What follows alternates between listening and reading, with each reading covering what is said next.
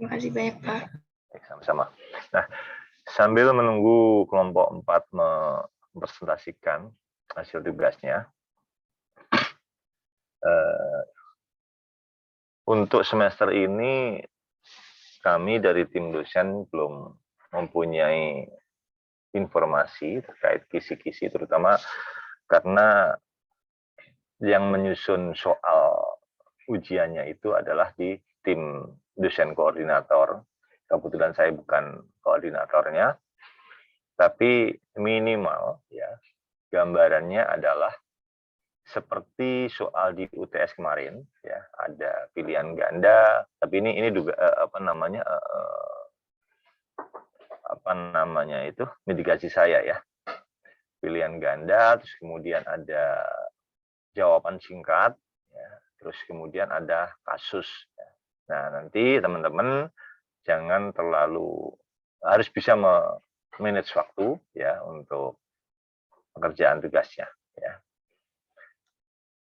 Baik, teman-teman kelompok 4 sepertinya sudah ready. Silakan kelompok 4 untuk memulai presentasinya. Baik, Bapak dan teman-teman, kami dari kelompok 4 akan mempresentasikan hasil pengerjaan kami. Jadi di soal ini terkait soal penyelesaian audit yang terdiri dari 5 soal, dan saya akan mulai dari soal nomor 1.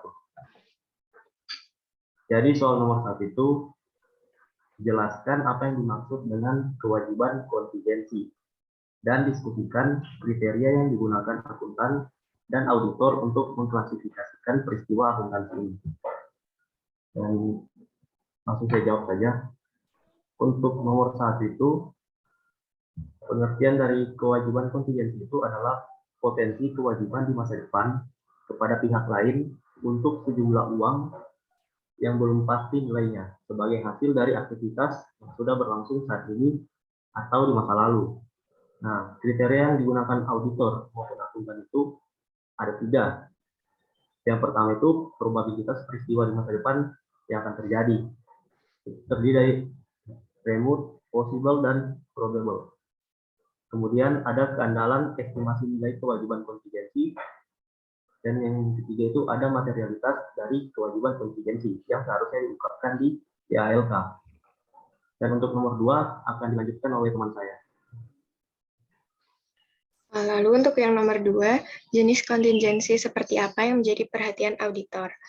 Yang menjadi perhatian auditor itu yang pertama, proses pengadilan yang tertunda untuk pelanggaran paten, kewajiban produk, atau tindakan lainnya. Yang kedua, sengketa pajak penghasilan. Ketiga, garansi produk. Keempat, notes receivable discount. Kelima, jaminan kewajiban yang lain. Yang keenam, saldo letters of credit yang beredar yang belum digunakan. Selanjutnya akan dilanjutkan oleh teman saya. Oke. Yang soal 3 itu diskusikan 3 prosedur audit yang biasa digunakan untuk mengidentifikasi kewajiban kontingensi. Nah, sebenarnya kan ini disuruh 3 aja ya. Kalau di buku Arens itu ada lebih dari 3 prosedur audit yang biasa digunakan untuk mengidentifikasi kewajiban kontingensi. Nah, yang pertama itu ada dengan melakukan tanya jawab kepada manajemen secara lisan maupun tertulis mengenai kemungkinan adanya kontingensi yang tidak dicatat oleh si perusahaan. Nah, yang kedua itu bisa dengan melakukan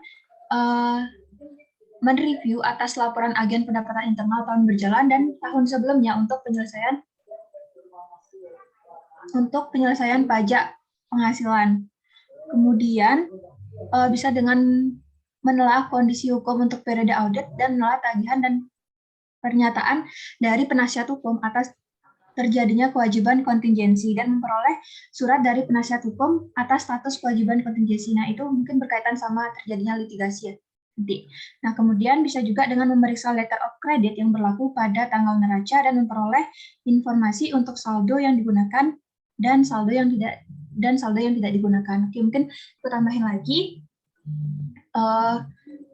Ada juga mereview dokumentasi audit atas setiap informasi yang mungkin menunjukkan potensi kontingensi.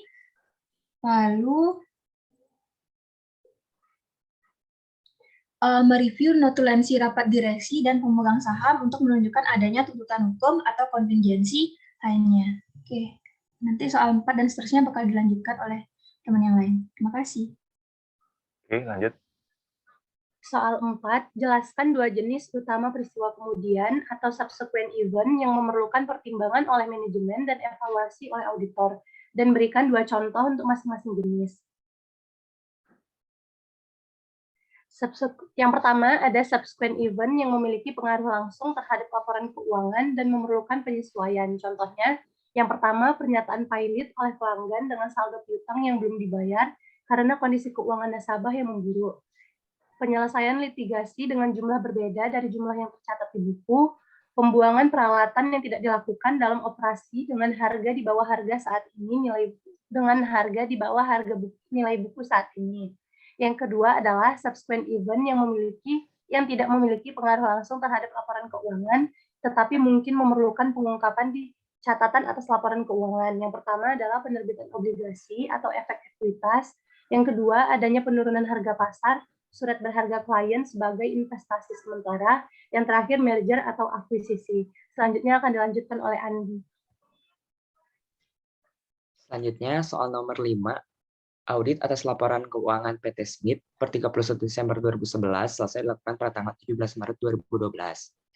Laporan keuangan dan laporan auditor diterbitkan dan dikirimkan ke pemegang saham pada 29 Maret 2012.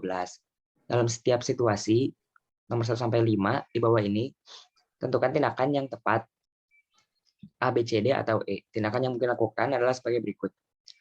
Nomor 1, pada tanggal 5 April 2012, Anda menemukan bahwa pada tanggal 16 Februari 2012, banjir menghancurkan seluruh persediaan yang tidak diasuransikan salah satu gudang PT Smith.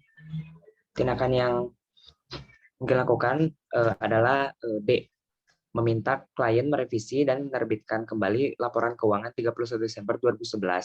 Revisi harus melibatkan penambahan catatan kaki, tetapi tidak ada penyesuaian pada laporan keuangan 31 Desember 2011.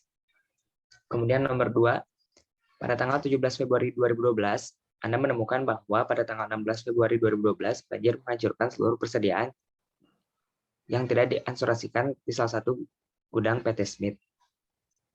Tindakan yang tepat dilakukan adalah B, mengungkapkan informasi tersebut dalam catatan kaki pada laporan keuangan 31 Desember 2011.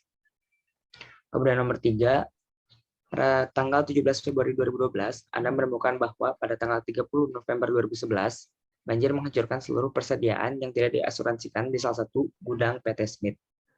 Tindakan yang tepat adalah A, menyesuaikan laporan keuangan 31 Desember 2011.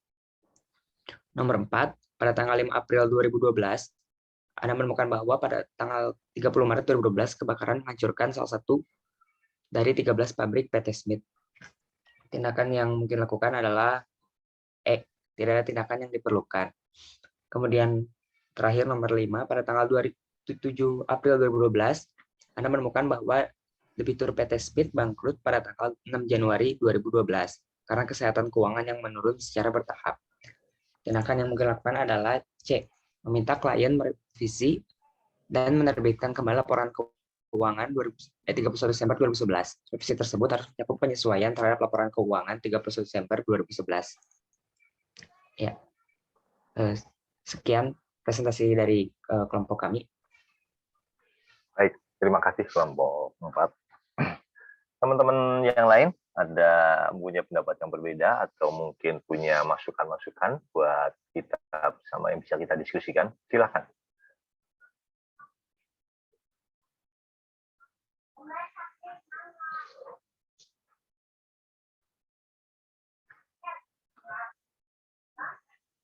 Ayo. Izin Pak. Silakan Vio. Untuk kelompok kami itu nomor 5 yang kejadian pertama itu ada perbedaan gitu Pak. Kelompok nomor berapa?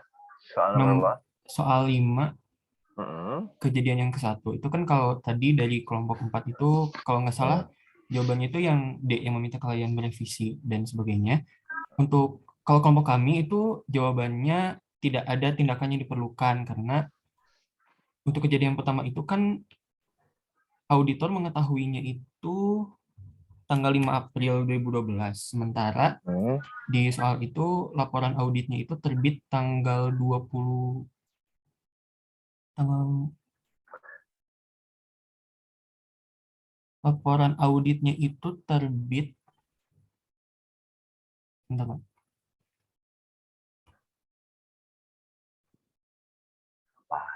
Laporan auditnya itu kan terbit tanggal 29 Maret. Jadi auditor itu mengetahui kejadian tersebut setelah laporan auditnya itu terbit. Kalau di standar audit yang ada itu, kalau misalnya auditor mengetahui kejadian setelah laporan auditnya itu terbit, maka auditor itu nggak ada kewajiban untuk melakukan prosedur audit gitu loh. Jadi menurut kelompok kami, karena itu diketahui setelah laporan auditnya terbit dan menurut SA itu auditor tidak wajib melakukan prosedur audit, maka jawaban yang kejadian satu itu adalah tidak ada tindakan yang diperlukan.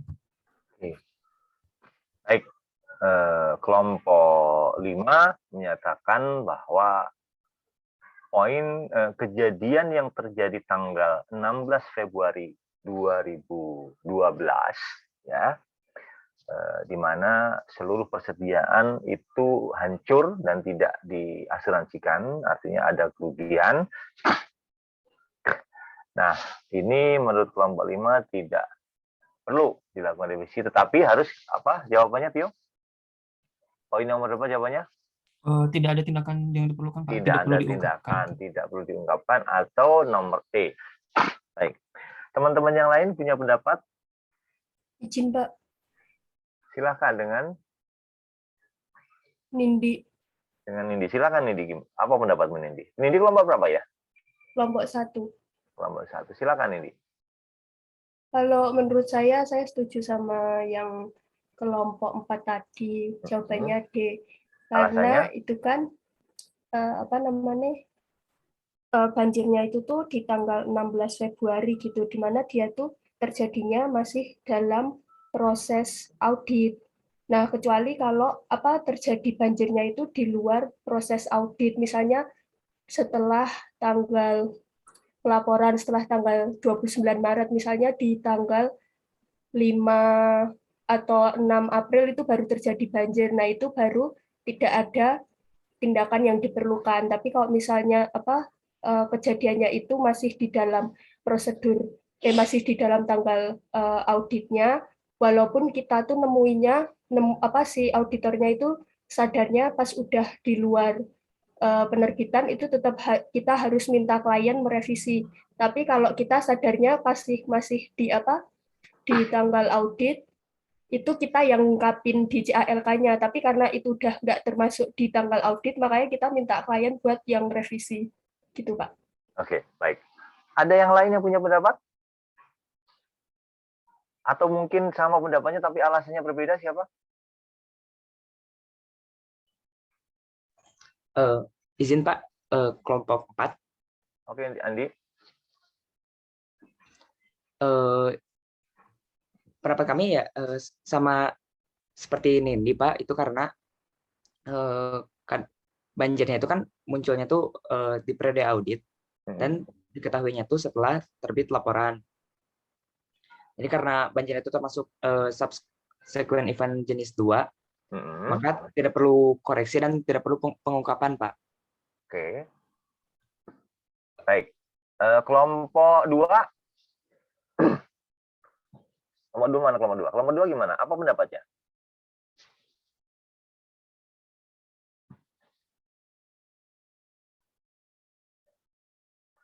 Mana kelompok 2? Kelompok 2.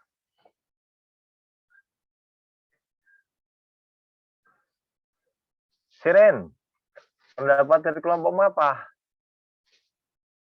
Alasannya apa? Yang penting alasannya. Mana Siren? Ya, Pak. Siren. Kelompok kamu apa pendapatnya?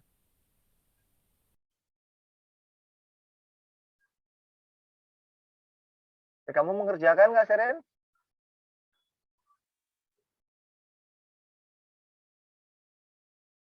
Kok hilang? Kerjakan, Pak. Sebentar, Pak. Ya kamu nggak lupa? Lupa ngerjainnya?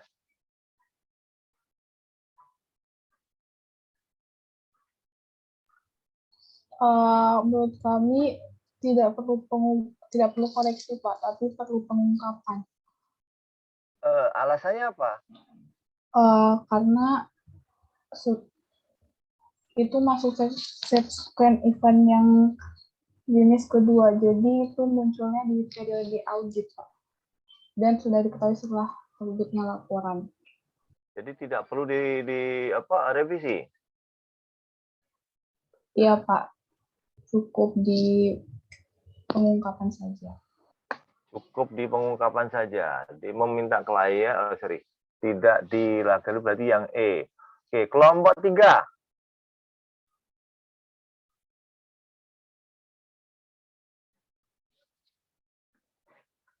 Kelompok 3.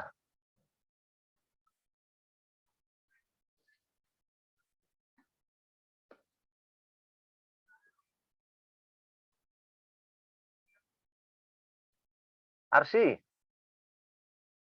pendapat kelompokmu apa? Iya, Kenapa Pak. alasannya?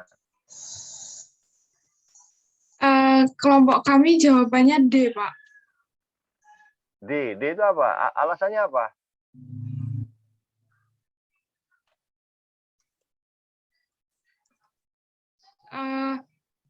Karena ini, Pak, klien udah meminta revisi dan menerbitkan kembali gitu. Jadi revisinya harus apa? melibatkan penambahan catatan kaki. Alasan kelompok kamu memilih itu apa?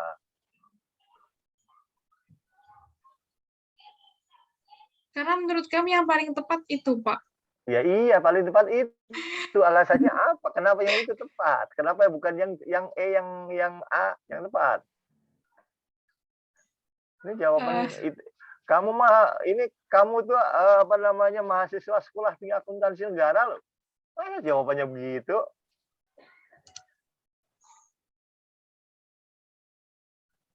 Vincent, apa alasannya? Ya Pak, Alasannya apa? mungkin dari kelompok kami itu kan kita tahunya tuh setelah mungkin ini kan laporannya terbitkan tanggal 29. Tapi kita tahunya tuh setelah 5 Aprilnya. Kan kita bertanggung jawab untuk menerbitkannya. Mungkin kita tahunya tuh pas tanggal 16 Februari itu kan banjir. Kemudian ini tidak diasuransikan. Banjirnya Februari, betul. Iya, banjirnya Februari. Nah, mungkin menurut dari kelompok kami itu, jadi apa yang telah kita terbitkan itu mungkin harus direvisi kembali, Pak. Terus ya, untuk melakukan penyesuaian, Pak. Karena kenapa? Untuk melakukan penyesuaian, Pak. Iya, melakukan penyesuaian. Kenapa mesti dipenyesuaikan? Kan tahunnya bulan April. Udah laporan sudah tanggal 29.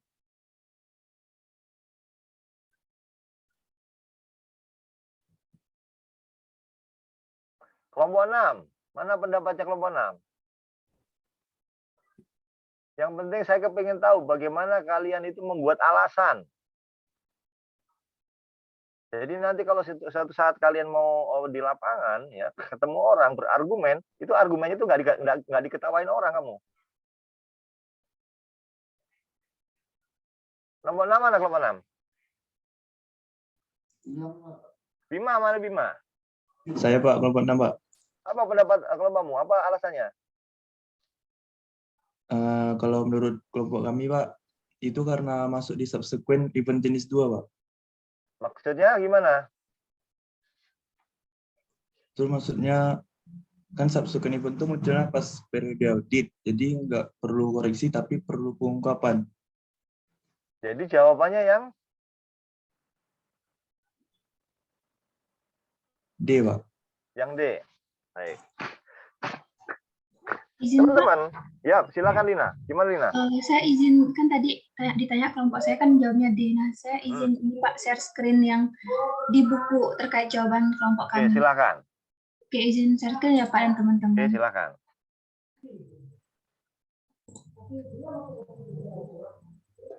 Share screen-nya ada kelihatan belum ya? Belum, Lin. Apa? Lagi on progress. Oh iya. Sebentar. Oke, silakan Lina. Oke, nah yang tadi kenapa alasan kami menjawab yang D itu? Nah, di sini ada penemuan fakta-fakta yang lebih lanjut.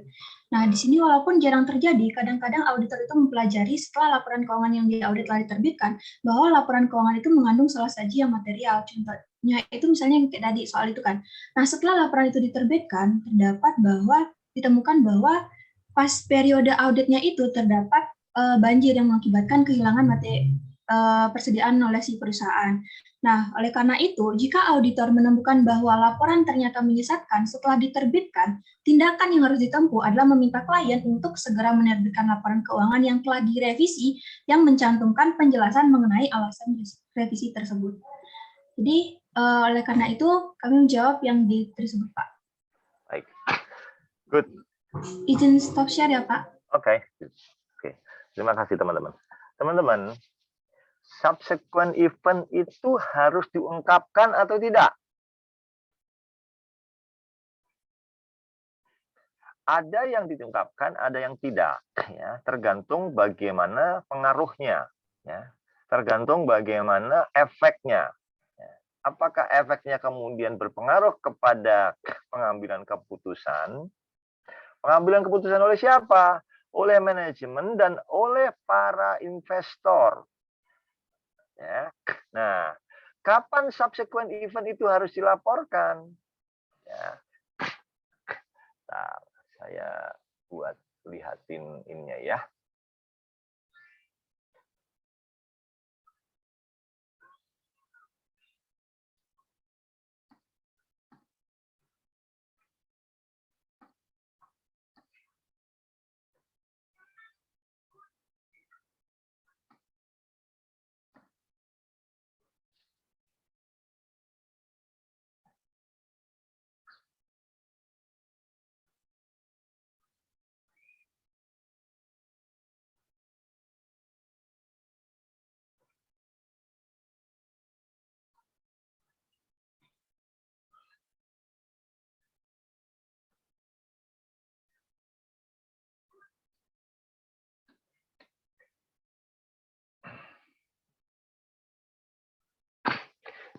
Nih teman-teman, subsequent event itu kalian kalau sebagai auditor ya, subsequent event itu harus kalian masukkan apabila kejadian tersebut terjadi antara tanggal neraca sampai tanggal audit report. Jadi kejadian ya, sekali lagi saya katakan, subsequent event itu harus kita laporkan, harus kita sampaikan, harus kita informasikan, ya. Ya tentunya ada reason, alasan-alasannya ya, kejadian-kejadian apa saja yang harus yang dikategorikan sebagai subsequent event. Artinya punya pengaruh, ya. Nah, pengaruhnya apa nanti kita akan jelaskan. Dan itu harus dimasukkan di dalam laporan audit kita. Yaitu periodenya antara tanggal neraca sampai dengan tanggal laporan itu laporan terbit, ya. Tanggal audit report, Audit report ini adalah laporan auditor ya.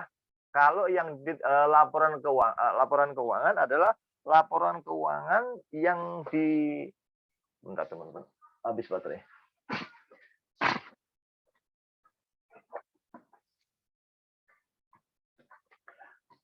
Audit report date itu adalah tanggal laporan auditor. Ya, kalau tadi di laporan soal tadi adalah tanggal 29 Maret. Ya, 29 Maret tadi ya. Benar ya? Betul nggak? Betul, Pak. Tuh, 29 Maret ya. Nah, tapi apabila ada kejadian-kejadian yang material itu antara tanggal auditor membuat laporan sampai dengan tanggal laporan keuangan yang sudah diaudit itu declare oleh perusahaan atau klien ya itu tidak perlu diungkapkan. Jadi poinnya di sini adalah kejadiannya. Ya, sekali lagi poinnya adalah kejadiannya. Nah, terkait tadi soal tadi ya.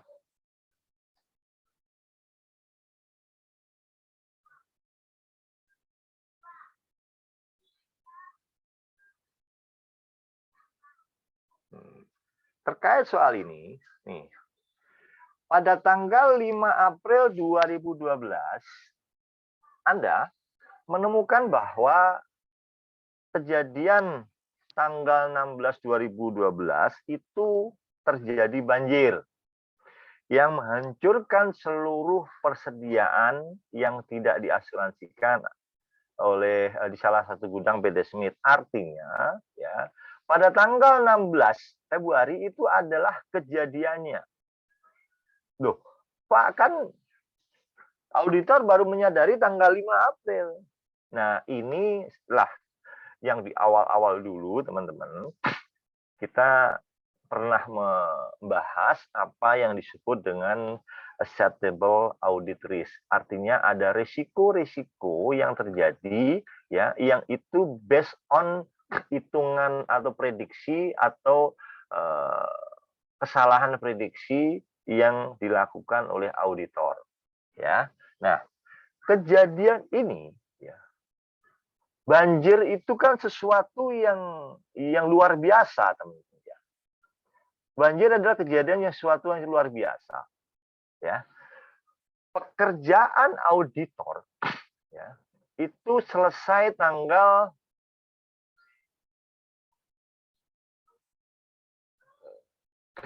bentar.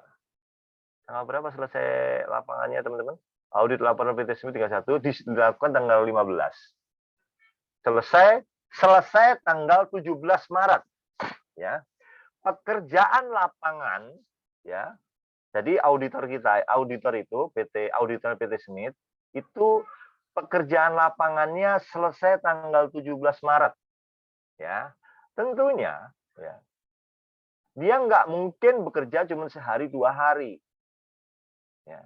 Paling tidak ini antara Januari sampai Maret, ya, dia harus konsen. Ya, kejadian-kejadian yang terjadi selama itu, ya, artinya subsequent event-nya itu harus menjadi catatan dia. Ya. Subsequent event itu tentunya tidak banyak, artinya tidak kompleks, artinya tidak setiap waktu ada. Ya. Nah, artinya adalah kejadian-kejadian yang luar biasa. Nah, kalau kemudian tanggal 16 Februari ada banjir, logikanya auditor itu masih di lapangan sedang mengaudit PT Smith. Lah kok dia nggak tahu? Ini ada sesuatu yang aneh. Ya, even dia tidak tahu pun, ya, ketika ini terjadi dan berpengaruh kepada pengambilan keputusan yang bisa berpengaruh kepada pengambilan keputusan para pemangku atau stakeholder, ya, ini harus dilakukan revisi. Nah, tapi revisinya itu revisi berpengaruh kepada laporan per 31 Desember 2011 atau tidak. Pilihannya itu. Nah, tapi karena ini adalah kejadiannya tanggal subsequent event ini adalah tanggal 16 Februari, artinya tidak berpengaruh kepada buku tahun 2021. Ya, tetapi di dalam laporan audit wajib dilakukan pengungkapan. Nah, kenapa dipilih D? Ya, kenapa dipilih D? Pertama, ya, kita analisa satu-satu. Kalau memilih A, menyesuaikan laporan keuangan 31 Desember 2011, kejadiannya tanggal 16 Februari. Artinya per 31 Desember itu tidak berpengaruh, ya, secara angka. B, mengungkapkan informasi tersebut dalam catatan kaki pada laporan keuangan 31 Desember 2011. Harusnya begitu. Ya, mengungkapkan informasi tersebut dalam catatan kaki pada laporan keuangan 31 Desember 2011, ya.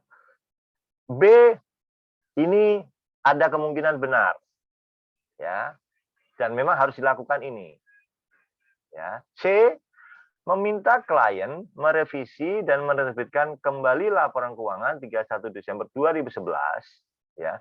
Revisi tersebut harus mencakup penyesuaian terhadap laporan keuangan 31 Desember 2011. Karena kejadiannya adalah 16 Februari, seharusnya tidak berpengaruh kepada laporan 31 Desember 2011, ya. Cukup merevisi di catatan kaki. Oke, C tidak mungkin. D, meminta klien merevisi dan menerbitkan kembali laporan keuangan 31 Desember 2011. Ya. Revisi harus melibatkan penambahan catatan kaki, tetapi tidak ada penyesuaian, ya, pada laporan keuangan 31 Desember 2011. Nah, ini yang tepat. Kenapa loh, Pak?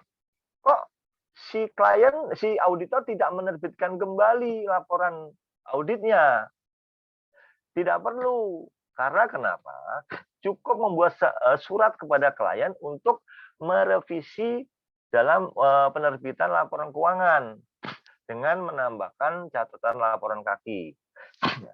Nah, surat dari auditor kepada klien, ya, terkait permintaan untuk revisi CKLK, catatan laki laporan keuangan, ya, itu sudah cukup mewakili, ya, merupakan satu kesatuan dari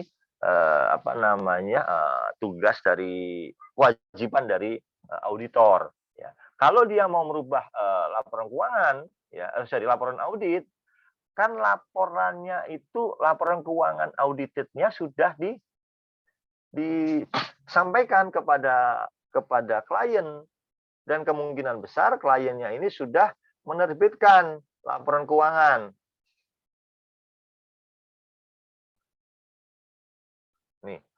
Nih teman-teman, ya. Di poin atas, laporan keuangan dan laporan auditor diterbitkan dan dikirimkan ke pemegang saham. Artinya laporan keuangan, ya, audited sudah diterbitkan. Pertanyaan saya, laporan keuangan audited yang menerbitkan siapa, teman-teman? Halo? 5, 2, 3. Ya. Mana suara Anda?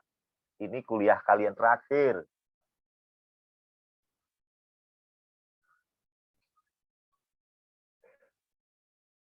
Laporan keuangan audited, siapa yang berhak melaporkan?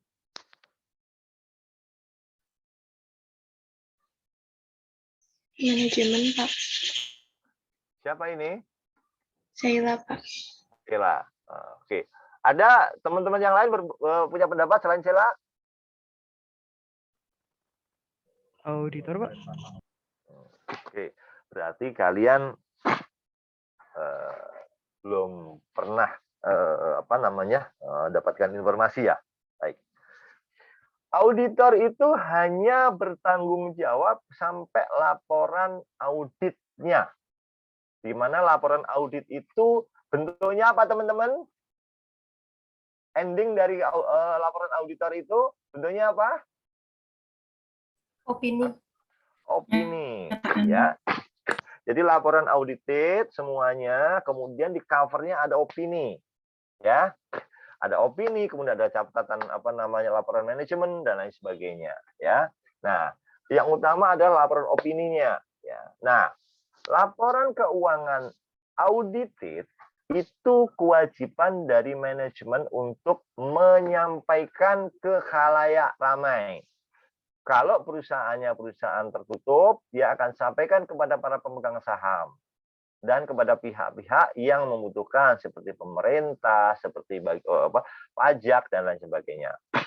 Tetapi kalau perusahaannya perusahaan terbuka, dia menyampaikan secara terbuka di media massa, di kepada para otoritas, ya, kepada OJK kalau di Indonesia, kepada apa namanya bursa, dan pihak-pihak yang memang apa namanya terkait.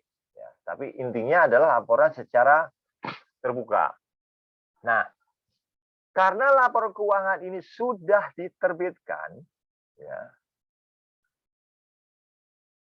makanya si auditor cukup membuat surat kepada klien untuk menyampaikan bahwa perlu ada revisi atas laporan keuangan audited terkait kejadian tanggal 16 Februari tersebut.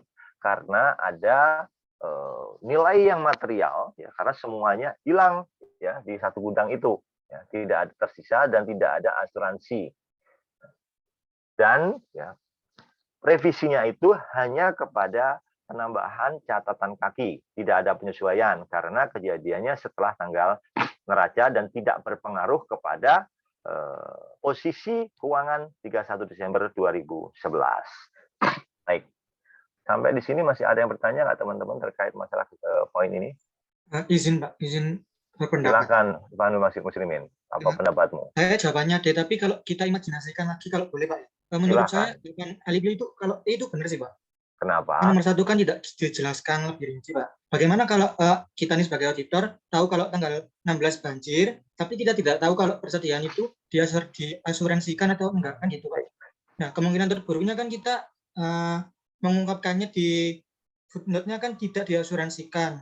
Nah pada tanggal berapa tadi kita nemunya itu kan tidak diasuransikan, berarti kan seharusnya kita tidak perlu menyesuaikan lagi kan Pak. Jadi menurut saya yang E bisa juga betul Pak. Kalau betul, bagaimana dengan informasi itu tidak kepada para pemegang saham? Bahwa ada apa namanya barang-barang yang hilang? Kan Anda bisa, kenapa? Ya kan auditor harusnya tahu kan Pak kan banjir. Berarti kan harusnya dia udah Pak nyantumin di footnote-nya kalau persediaan kena banjir gitu. Kan sudah disampaikan di sini ya. Problemnya adalah pada tanggal 5 April Anda menemukan bahwa Anda ini adalah auditor ya. Yang disebutkan adalah Anda itu adalah auditor. Ya. Pada tanggal Anda menemukan berarti kan informasi itu masuk Anda tanggal 5 April. Artinya pada tanggal 16 Anda sebagai auditor itu tidak tahu kalau persediaannya itu telah hancur. Nah, kalau kalian tetap tidak sudah dapat informasi itu kemudian tidak mengambil action, ya, tidak ada tindakan yang diperlukan, kalian tidak melakukan tindakan apapun, bisa kebayang nggak reputasi Anda sebagai auditor di mata para pemegang saham? Ini masalahnya adalah bukan hanya problemnya di apa namanya klien kita aja, tapi problem kita sebagai auditor, ya. Itu bisa dipandang bahwa kemudian ini kejadian gini. Bayangkan kalau misalkan kalian sebagai pihak auditor pengen investasi di PT Smith, ya, pada tahun 2022, ya, Anda mau investasi di PT Smith, ya. Anda melihat laporan keuangannya 2021 yang audited, ya. Ya, yang dimana katakanlah saya sebagai auditornya melihat ini bagus ini. Tahun 2021 penjualannya bagus. Nah, di 2022 ekspektasinya akan meningkat. Ya. Ternyata ya, Anda tidak tahu. Ternyata di awal tahun terjadi kerugian yang cukup besar karena barang jualannya itu hancur dan lupa tidak diasuransikan. Nah, kejadian itu bisa saja akan berimbas banyak. Contoh, ketika kalian di bulan April atau bulan selanjutnya kesulitan melakukan penjualan. Kenapa? Ordernya susah. Ya. Apalagi kalau misalkan perusahaannya ini adalah membutuhkan barang-barang impor. Ya. Kemudian atau barang-barang yang diproduksi dalam negeri di Indonesia, tetapi butuh waktu. butuh waktu, kemudian ada biaya-biaya kos yang hilang ya untuk order baru, sehingga kliennya atau customer-customernya PT Smith itu harus menunggu.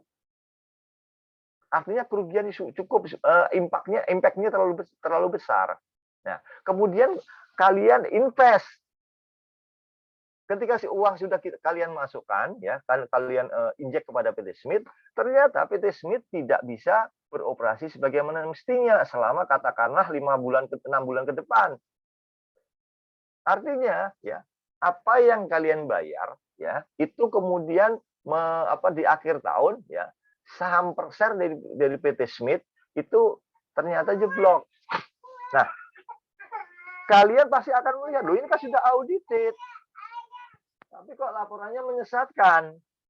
Nah, ini bisa mempengaruhi kredibilitas auditornya.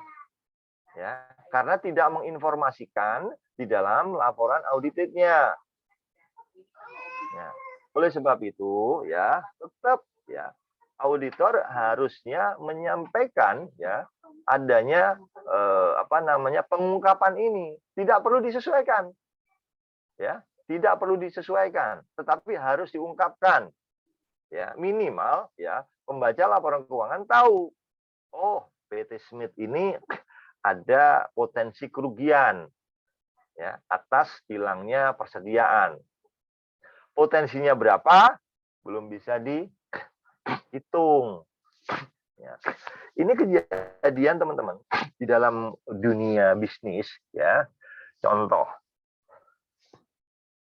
Hari ini, insya Allah nanti sore saya bertemu dengan partner, ya, yang mana nanti sore saya akan punya opportunity perputaran komoditas di grup saya per bulan sampai 35M. Sekali lagi ini sekalian ngomporin kalian ya, tapi ini real ya. Ini kejadian real. Ya. Hari Kamis besok, partner dari Amerika itu datang. Ya. Jadi buyer saya dari Amerika datang. Ya. Dan dia pengen lihat yang di Indonesia. Ya, manajemen supply manajemennya ada di grup saya. Deal secara lisan, ya minggu kemarin sudah oke, semua melewati grup saya. Ada problem di tempat saya. Anda bisa bayangkan kalau seminggu ada 35M, khusus hanya komoditas. Padahal saya punya alat-alat kesehatan yang juga sedang opportunity-nya bagus banget.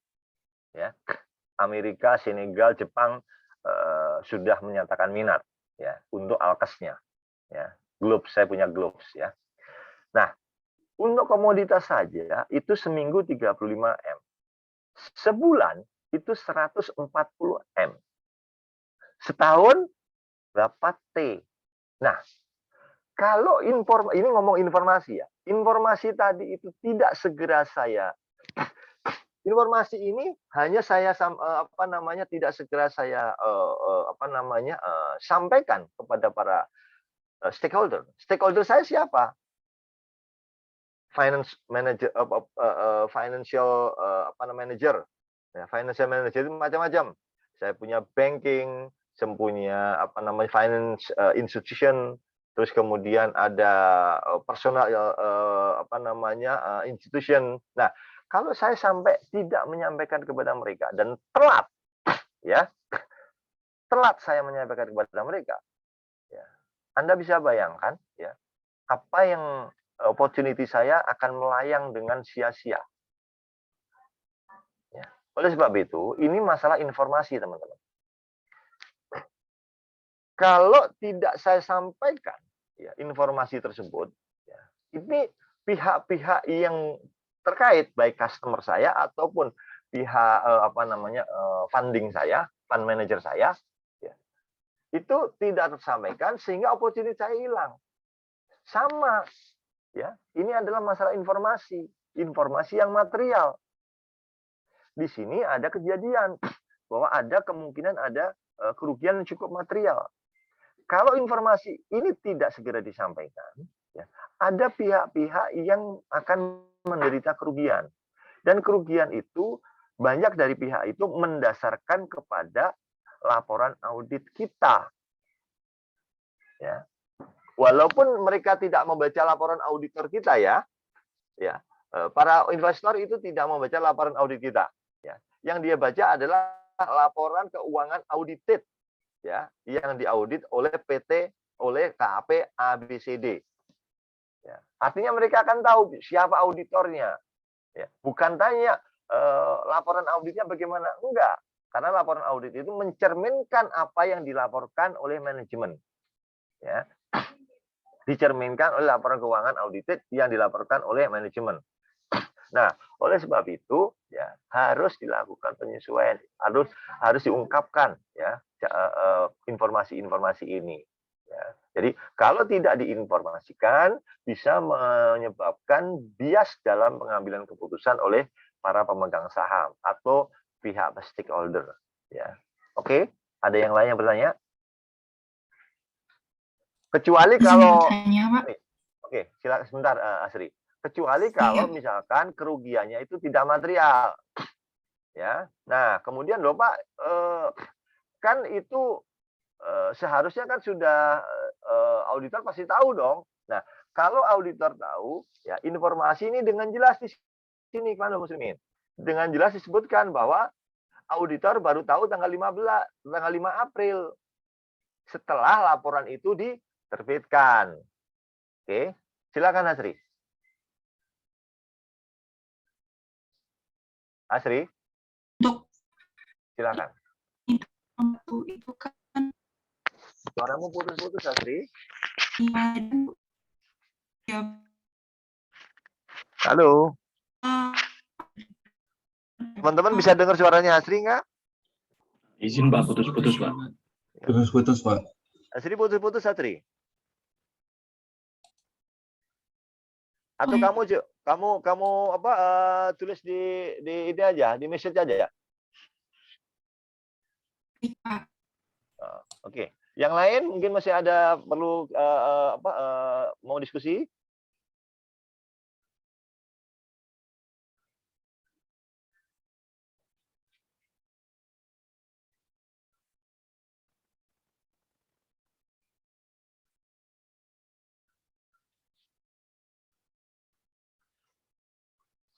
Oke, sambil nunggu Hasri menyampaikan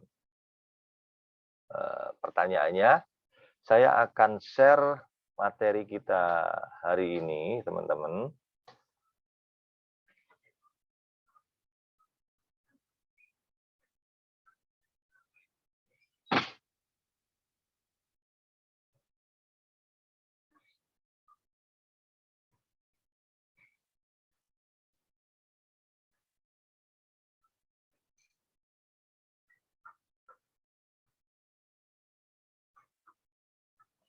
Oke. Bahasan kita hari ini adalah finalisasi proses audit. Kita sudah belajar persiapan audit, tahapan-tahapan audit, kemudian melakukan audit atas siklus penjualan, siklus pembelian dan cash disbursement, siklus warehousing dan inventory, siklus payroll dan personalia, dan terakhir adalah siklus perolehan modal dan pembayaran kembali.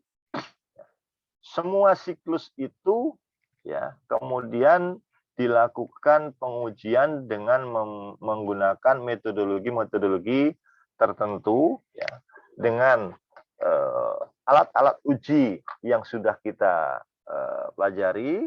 Pertama, kita melakukan pengujian atas transaksinya, di mana pengujian transaksi itu melalui pengujian atas yang disebut dengan substantive test of transaction-nya serta internal control test-nya atau test of internal control-nya, di mana setiap pengujian yang dilakukan ya, itu melalui 4 tahapan. Ya. Pertama, ya kalian harus siapkan prosedur-prosedur audit yang detail untuk pengujian. Kedua, ya kalian harus menentukan samplingnya berapa besar. Apakah kalian memutuskan pakai teknik sampel atau menggunakan populasi secara keseluruhan yang akan kalian uji. Nah, kemudian yang ketiga adalah menentukan sampel atau bukti-bukti mana saja yang akan kalian uji untuk memenuhi jumlah besaran sampel yang sudah kalian tentukan. Dan yang terakhir adalah kapan waktu terbaik pengujiannya. Ya. Nah, kemudian ya, kalian juga harus menguji saldo akhirnya, yang mana saldo akhir itu dibentuk berdasarkan atau diperoleh dari sekumpulan transaksi-transaksi yang terjadi selama periode tersebut. Ya.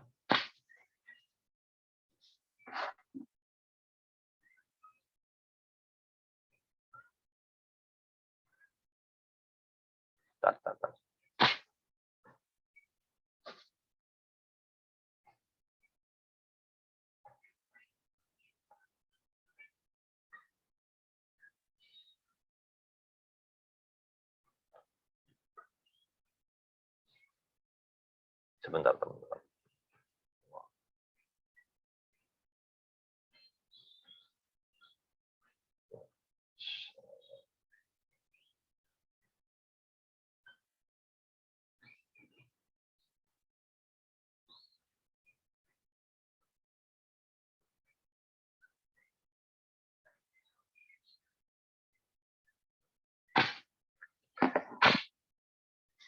Nah, sekumpulan transaksi selama satu periode itu membentuk saldo akhir.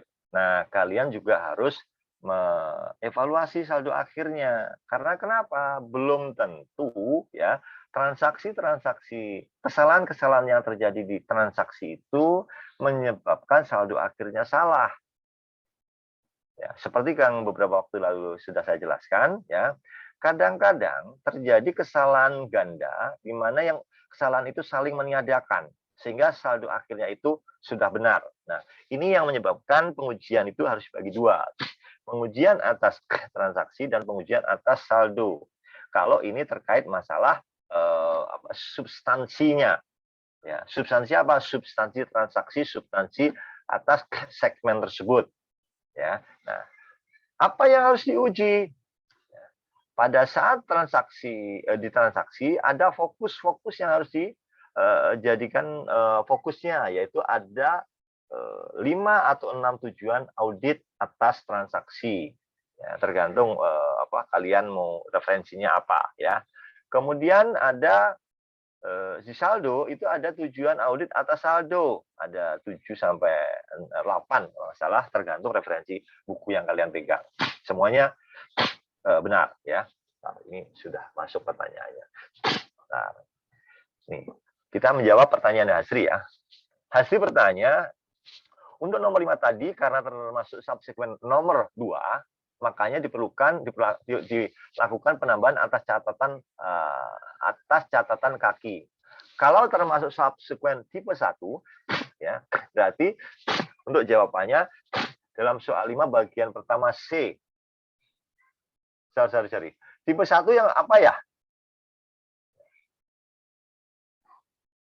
Kelompok mempengaruhi 4. LK.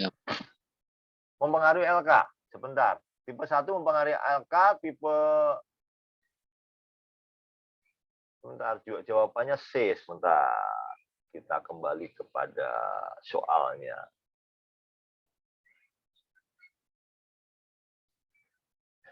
Ya, betul. Ya.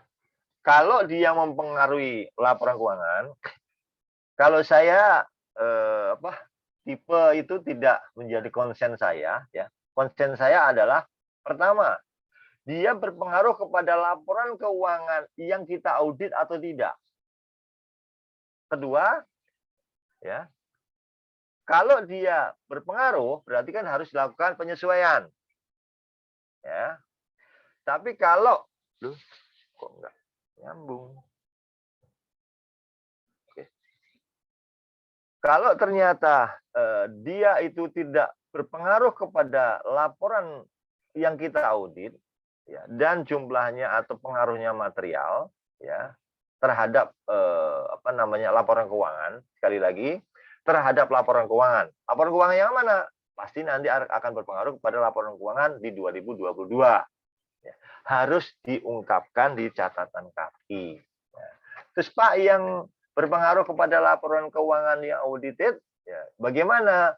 Apakah semuanya, semua kejadian itu dimasukkan? Tentunya ada kriterianya. Kalau pengaruhnya adalah besar, harus dilakukan penyesuaian. Tapi kalau pengaruhnya tidak besar, cukup dibuat di catatan laporan kaki saja. Tapi kalau ternyata pengaruhnya tidak besar atau kecil atau tidak relatif tidak berpengaruh, tidak dibuat tidak dilakukan tindakan apapun juga tidak apa-apa, ya. Nah, dan biasanya auditor akan memilih tindakan untuk tidak mengambil tindakan apapun seandainya pengaruhnya sangat kecil. Oke, Hasri? Udah ya? Oke, baik. Bertanya, Pak. Silakan, Sang Gisma. Berarti untuk kasus yang tadi itu, dia kan ketahuan sama auditornya baru April kan, Pak? Betul. Apakah ini termasuk kelalaian manajemen ya, Pak? Nggak ngasih tahu ke auditor gitu? Ini tidak disebutkan informasinya, ya. Tidak disebutkan informasinya. Tetapi saya berpositif thinking, ya, kejadian banjir itu kan luar biasa, ya. Kejadian luar biasa. Ya. Tidak diinformasikan manajemen pun, auditor harus punya praduga tak bersalah atau skeptisisme, sikap skeptis. Ya. Kalian sudah belajar sikap skeptis. Sikap skeptis itu apa? Sikap kehati-hatian, ya. Kalian harus selalu waspada terkait masalah kejadian apapun, ya, yang terkait dengan proses audit atau pembuatan laporan keuangan, ya. Kalau kemudian banjir, ya, kalian harus cek pada saat itu. Auditor harus sikap skeptisnya harus muncul. Ini ada banjir, ya. Kalian pasti pada saat baru masuk, ya, akan dikasih hierarki atau struktur organisasi dan hierarki perusahaannya, ya, dan akan ketahuan cabangnya di mana aja, gudangnya ada di mana saja, ya. Kalau kalian tidak mendapatkan itu, ya, kalian yang salah. Satu, atau memang disembunyikan dari awal bahwa gudang tersebut memang dari awal tidak disampaikan. Nah, kalau itu, ya, kalian harus membuat kalau laporan keuangannya tidak bermasalah, ya, kalian membuat opini yang berbeda, ya. Nah, tetapi, ya, berpositif thinking karena ini tidak ada informasi yang jelas, ya, semua informasi bisa terjadi. Kalau ternyata itu informasinya klien juga open, ya, ini kemungkinan besar adalah auditornya lalai, ya. Nah, karena ada auditornya lalai, ini harus dilakukan penyesuaian di catatan laporan kaki. Pak, bagaimana kalau ternyata itu memang, ya, auditornya pun juga lalai, terus kemudian klien juga lalai? Tetap harus dilakukan revisi, ya. Tapi pilihan antara lalainya auditor atau kesengajaan dari klien, saya pribadi, ya, itu berasumsi ini lebih kepada kelalaian auditor. Kenapa? Sekali lagi, banjir adalah extraordinary event, ya. Di mana-mana di Jakarta aja kalau banjir perang antara buzzer sama apa namanya cebong sama kampret. Ya. Padahal belum tentu mereka tinggal di Jakarta. Oke, ada yang lain? Oke, kalau nggak ada yang lain saya lanjutkan. Izin Pak. Silakan, apa Wan? Mau nanya yang ini Pak, merger sama akuisisi gitu Pak. Yang? Nah itu tuh ngaruh ngefek langsung ke laporan keuangannya itu apa enggak ya Pak? Kan yang mana? Yang tadi yang ditampilin sama kelompok 4 itu dia masuknya ke tidak mengaruh langsung Pak. Bukannya itu nah, bisa saja ya? asetnya itu nambah gitu Pak. Nomor berapa? Nomor berapa kalau 4?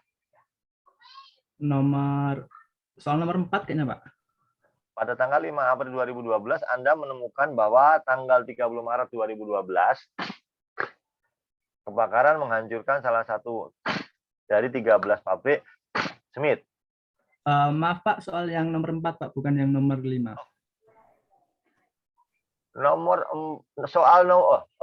Oke. Jelaskan 2 jenis utama peristiwa kemudian yang memerlukan pertimbangan oleh manajemen dan evaluasi oleh auditor dan berikan 2 contoh untuk masing-masing. Nah, ini pertanyaannya. Benar nggak? Iya, Pak. Pertanyaanmu apa?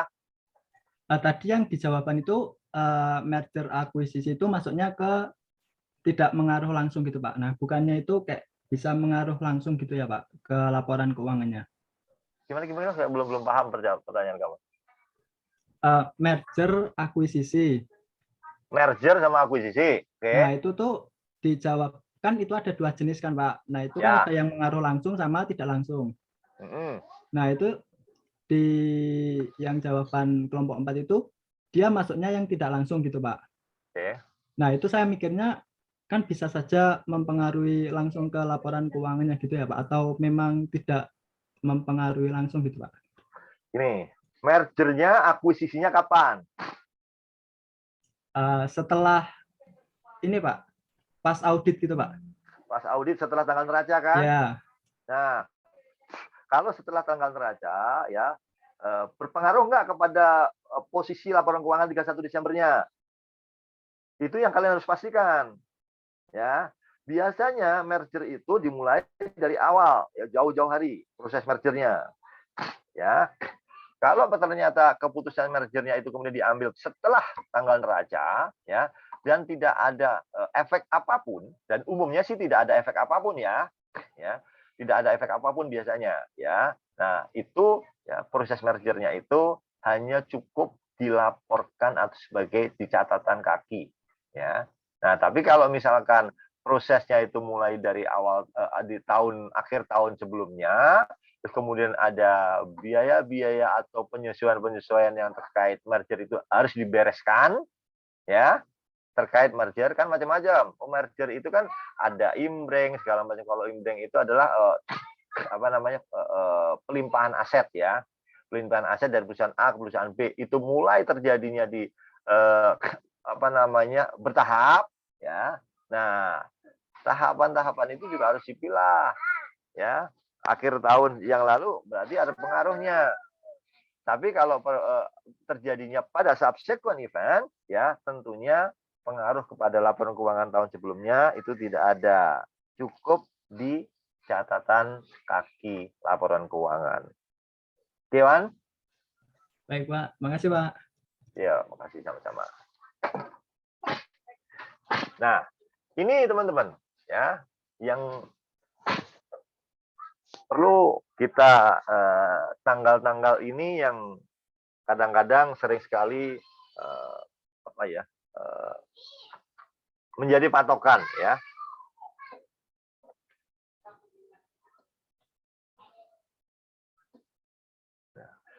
Ini dikasih contoh teman-teman. Ini akhir atau periode akuntansinya bukan 31 Desember. Ya. Tetapi akhir periode akuntansinya adalah 30 Juni. Ya. Nah, kalau seperti ini, subsequent event-nya kapan? Ya. Sekarang tanggal neracanya 30 Juni. Ya. Audit report selesai ditandatangan tanggal 15 September. Ya. Terus tanggal 30 September itu adalah penyampaian laporan tahunan oleh manajemen. Nah, ini biasanya umumnya teman-teman ya. Kalau seperti ini, umumnya tanggal audit report dan tanggal laporan keuangan ya, audited, sekali lagi, tanggal audit report ya, laporan audit dan laporan keuangan audited itu biasanya tanggal yang sama. Banyak perusahaan seperti itu ya. Jadi teman-teman ya, kalau tidak diinformasikan, katakan nanti di visual, tidak diinformasikan ya, itu harus dipahami bahwa antara tanggal audit report itu sama dengan tanggal laporan keuangan audited diumumkan ya. Tetapi ada juga yang memang berbeda. Ya, misal tanggal laporan auditnya tanggal 15 September ya. Kemudian tanggal 30 September itu atau tanggal 30 Oktober baru tapi kalau tanggal 30 Oktober terlalu kejauhan ya. Biasanya nggak jauh dari audit report ya. Ini adalah tanggal laporan keuangan audited ditandatangani ya, bisa saja. Nah, mana yang disebut dengan subsequent event period? Yaitu antara tanggal neraca dengan tanggal audit report. Kalau seandainya tanggal laporan keuangan audited itu tanggal 30 September atau 30 Oktober ya, masa mulai dari tanggal 15 sampai tanggal penandatanganan laporan keuangan audited itu tidak masuk periode subsequent event ya. Jadi teman-teman paham ya, kapan subsequent event itu menjadi konsen?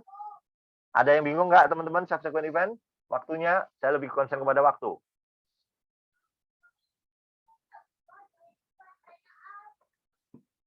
Oke, nah prasyaratnya kalian bisa detailkan, yang pasti adalah bahwa dia harus material. Ya, tapi kalau nggak material, ya nggak perlu disampaikan, dianggap sebagai transaksi biasa. Ini penting dan kalian harus menetapkannya, ya. Karena kenapa? Sebagai auditor, ya, apabila terjadi hal-hal atau kejadian-kejadian, ya, setelah tanggal neraca, ya, jangan sampai kalian tidak menetapkan itu, kemudian kalian dipersalahkan, ya, terjadi kejadian-kejadian yang sangat penting, kemudian itu bias. Jadi tanggung jawab kalian itu bisa dibatasi. Nah, laporan audit juga harus diberi tanggal pada saat ditandatangani. Jangan ditandatangani mundur, ya. Tanda lagi sekarang, ternyata tanggalnya tanggal sebelumnya, nah, ya. Terus kemudian, ya, laporan audit tanggalnya itu tidak mungkin, ya, bersamaan dengan laporan audit,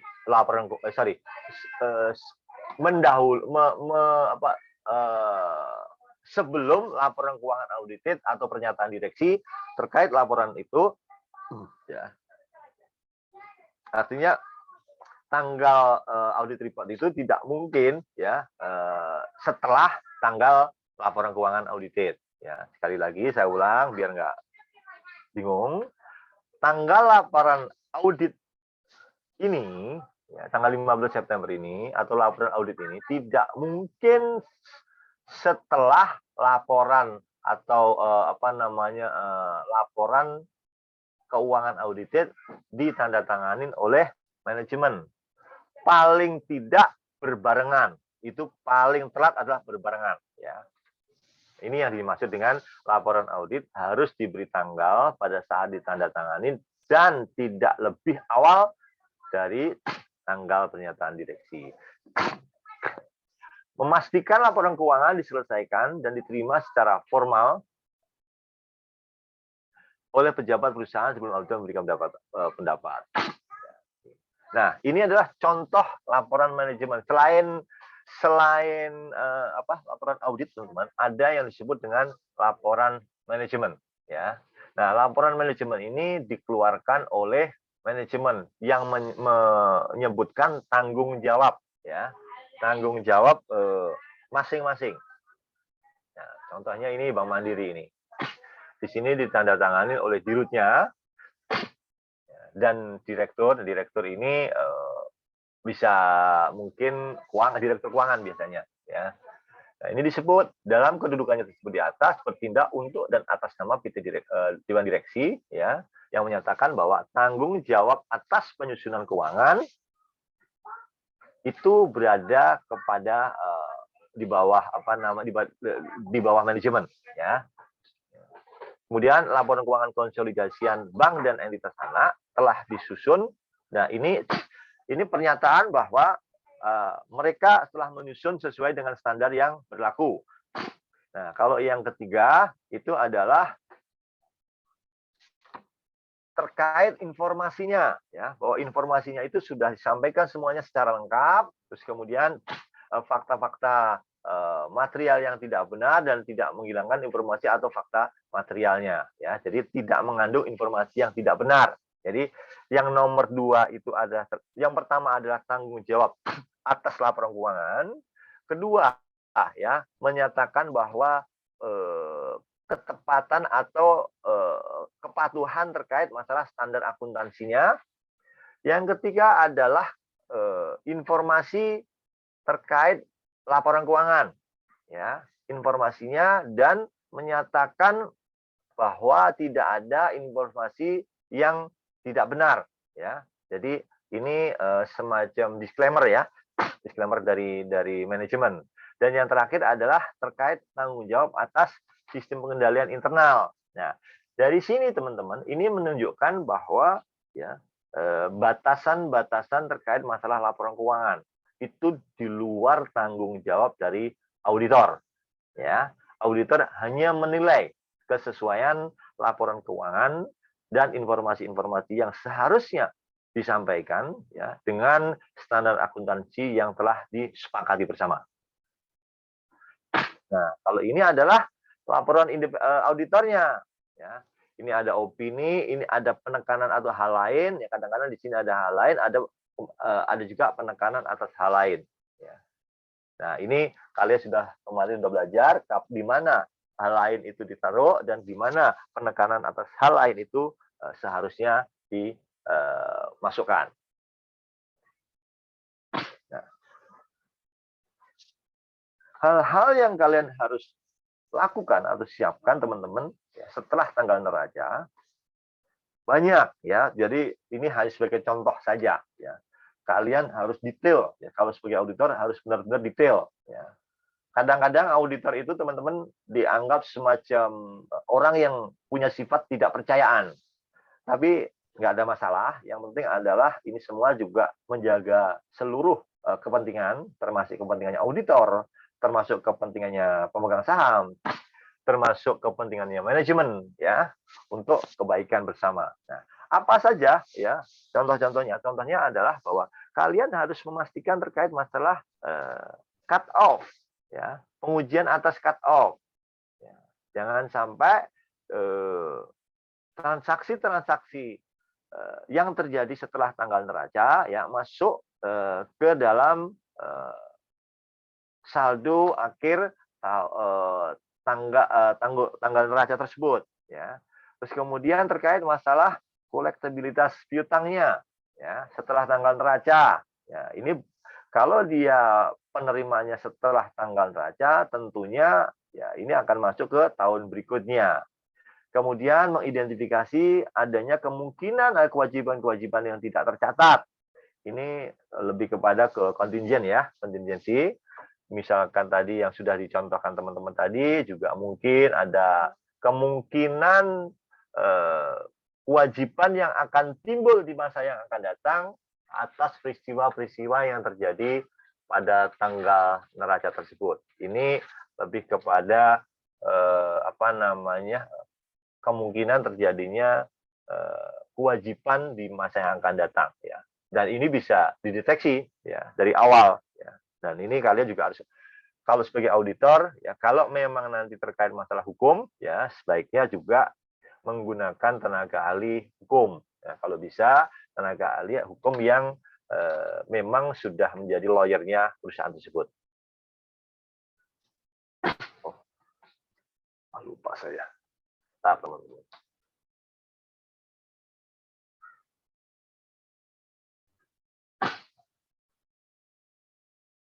Belum saya close ya. Bentar teman-teman.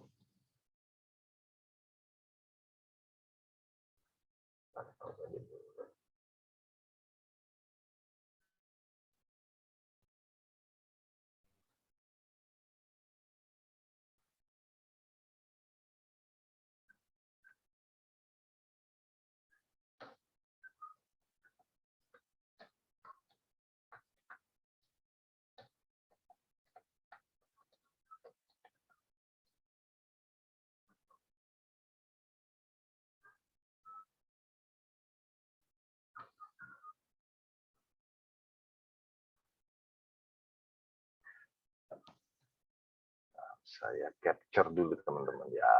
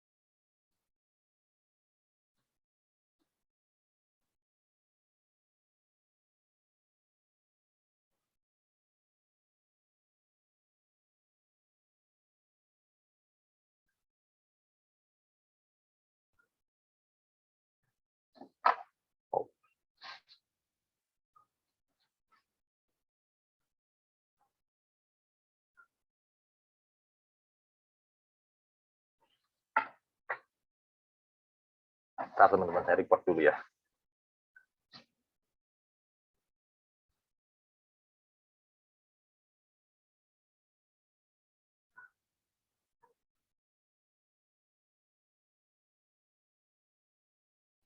Ujian jadwalnya AKSK tanggal berapa teman-teman? Sudah dapat jadwalnya belum? Tanggal 9 Februari, Pak. 9 Februari berarti 2 minggu lagi ya?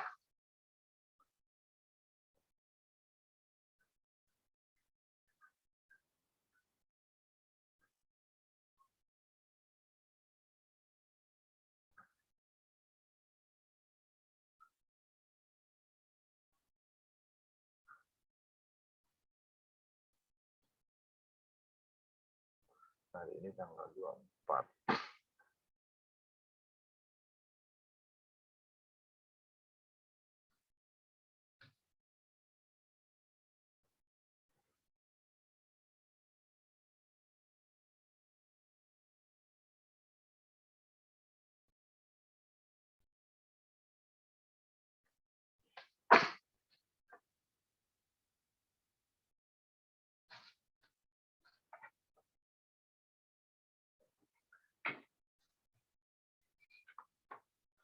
Satu lagi teman-teman ya, yang prosedur yang kita harus lakukan dalam proses audit selain pengujian atas substantivitas transaksi maupun saldo adalah analisa prosedur. Di setiap tahapan analisa prosedur ini harus kalian lakukan untuk mendeteksi kemungkinan-kemungkinan kesalahan yang terjadi. Ya. Termasuk pada saat penyelesaian audit ini, ya, ini nanti juga menjadi semacam salah satu tool bagi kalian, ya. Ini membantu dalam mengevaluasi atas review kewajaran laporan keuangan. Ya. Jadi membandingkan laporan keuangan sekarang dengan yang tahun yang lalu, kira-kira ada nggak perbedaan yang mencolok? Ada nggak perbedaan yang signifikan? Kalau ada, ini menunjukkan kalian harus skeptis. Segera skeptis. Jangan-jangan saya salah. Ya. Jangan-jangan laporan keuangannya ini masih ada yang miss. Nah, ketika kalian menemukan itu, kemudian kalian harus review ulang di titik mana kira-kira ketidakwajarannya terjadi. Nah, apakah kalian nanti memutuskan lakukan pengujian fokus kepada titik tersebut, ya misalkan transaksi yang A yang harus diberesin, harus diuji ulang, harus ditambah bukti yang diuji dan lain sebagainya, ya. Nah, ini buat apa? Yaitu buat menguatkan nanti kalian mengambil kesimpulan. Ya, pertama adalah meninjau kemungkinan adanya salah saji, kemudian melakukan perbaikan demi kesimpulannya itu lebih kuat bagi kita, ya, keyakinan bagi kita, ya. Terus kemudian juga menentukan konsistensi laporan keuangan, ya, antara tahun-tahun sebelumnya dengan yang saat ini kita audit, ya. Tentunya terbatas kepada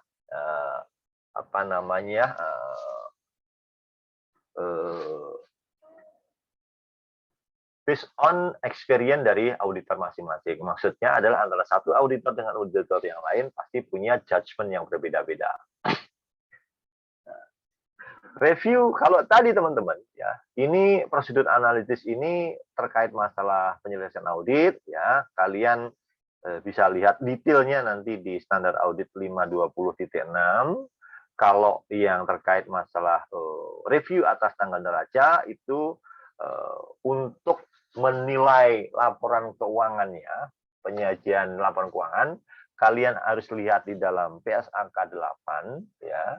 Kalau terkait masalah tugas-tugas yang harus dievaluasi oleh auditor, ya, selain memang kalian harus paham PSAK 8, kalian juga harus melihat mendasarkan pada standar auditing, ya, 560, ya, di mana ini lebih kepada tanggung jawab, kepastian tanggung jawab terkait manajemen itu seperti apa dan tanggung jawab auditor itu seperti apa. Ini kalau berhubungan dengan penyelesaian audit. Ini tadi, ya, sudah kita bahas di diskusi, ya, jenis-jenis peristiwa setelah tanggal neraca, ya. Pertama adalah peristiwa yang memerlukan penyesuaian laporan keuangan. Ya, ini subsequent event, ya. Kemudian yang tidak memerlukan penyesuaian terhadap laporan keuangan. Ya, penyesuaian ini macam-macam. Penyesuaian terkait masalah saldonya atau penyesuaian terkait masalah hanya pengungkapan saja. Ya, kalau yang tadi yang dicontoh itu adalah penyesuaian atas catatan laporan keuangan. Kenapa? Karena laporan keuangan audited sudah diterbitkan. Peristiwa-peristiwa mana saja yang memerlukan penyesuaian? Pertama adalah peristiwa yang baik itu menguntungkan atau tidak, ya, tapi memberikan bukti dan nilainya cukup material, ya. Ini demi untuk menjelaskan lebih lanjut, ya, kondisi-kondisi yang ada pada tanggal neraca. Kemudian dampak keuangannya dari peristiwa tersebut perlu diperhitungkan. Ya. Kalau yang di atas ini lebih kepada informasi, ya, kita harus sampaikan. Kalau yang di bawah ini lebih kepada posisi keuangannya.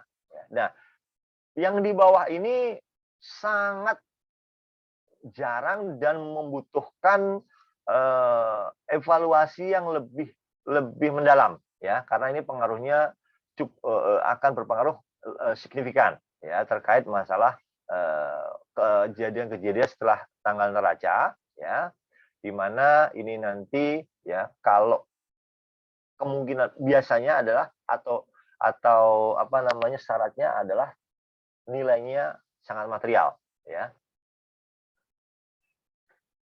Nah, ini perlu jam terbang yang tinggi ya untuk menentukan bahwa ini akan berpengaruh atau tidak. Dan bagaimana kalau kita sebagai auditor pemula, kalian harus tetap diskusi dengan senior auditornya atau supervisornya ya. Karena ini pengaruhnya ini bisa panjang ya, karena berpengaruh kepada posisi laporan keuangan klien kita. Ini contoh-contohnya yaitu peristiwa yang memerlukan penyesuaian, yaitu penerimaan setelah tanggal neraca dari piutang usaha yang material yang tidak diberlakukan sebagai tidak tertagih pada tanggal neraca. Nah, ini penerimaan setelah tanggal neraca dari piutang usaha material yang telah diberlakukan sebagai tidak tertagih. Nomor 1 paham teman-teman? Maksudnya? Halo? Ada ya enggak yang mempertanyakan atau bingung dengan poin nomor 1? Nomor 1 itu berpengaruh kepada angka.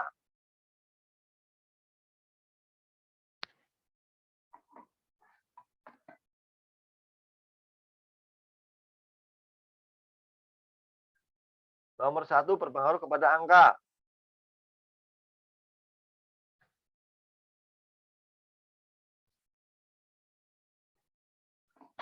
Nomor 1 itu perusahaan itu per 31 Desember sudah melakukan penyisian piutang tak tertagih atau sudah menghapuskan ya, piutang yang tidak tertagih. Tiba-tiba di awal tahun berikutnya ya, yang punya hutang bayar.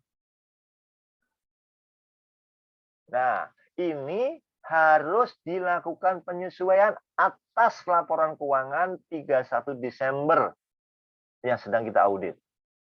Sekali lagi saya katakan, di laporan keuangan per 31 Desember yang kita audit, itu ada penghapusan atas piutang. Bisa saja penghapusannya sebelum-sebelumnya. Ya, tiba-tiba di awal tahun setelah neraca di closing oleh manajemen ada yang bayar. Nah, ini harus dimunculkan di neraca tahun berikut sebelumnya. Kenapa? Alasannya apa teman-teman? Kok itu harus dimunculkan? Siapa yang benar saya tambahin 5 nilainya di UAS.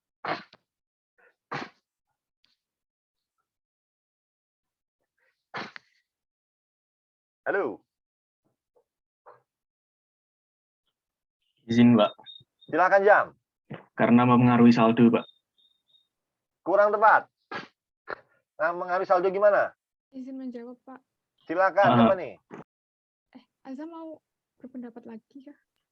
Ya, monggo aja diteruskan, nggak apa-apa. Ayo, yang siapa nih? Saya Pak Arsi. Arsi, silakan Arsi. Maaf ya Pak kalau salah, tapi ya, dimunculkan dimunculkan supaya nanti di akhir bisa dieliminasi gitu mungkin Pak. Mendekati. Ayo, apalagi? Ayo. Ada yang lain?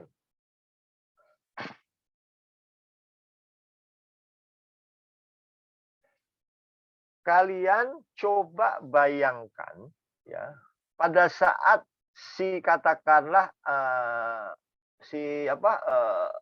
yang punya utang atau customer itu ya, yang sudah dihapuskan piutangnya, pada saat membayar jurnalnya apa?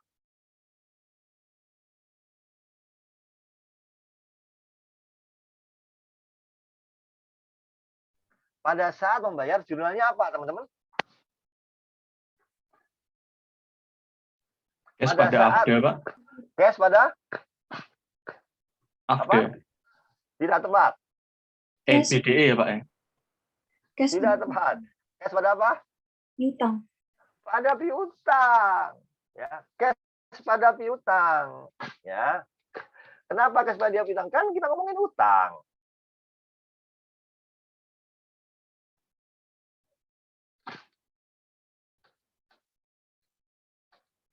Kan kita ngomongin utang. Nah, kalau cash pada piutang, artinya kan mengurangi piutang. Sedangkan piutangnya sudah dikurangin sebelumnya. Double entry atas piutangnya.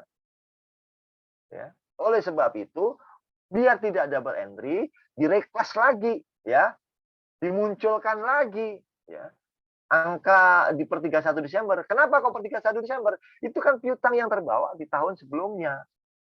Oleh sebab itu harus muncul lagi. Nah, disitulah kemudian dilakukan adjustment dulu. Adjustmentnya apa, teman-teman?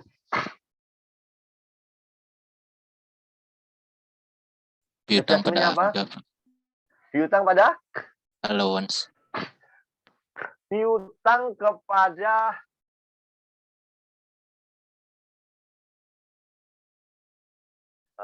salah. Bukan piutang pada BDE, Pak. BDE itu apa? Debt expense, Pak. Tidak tepat.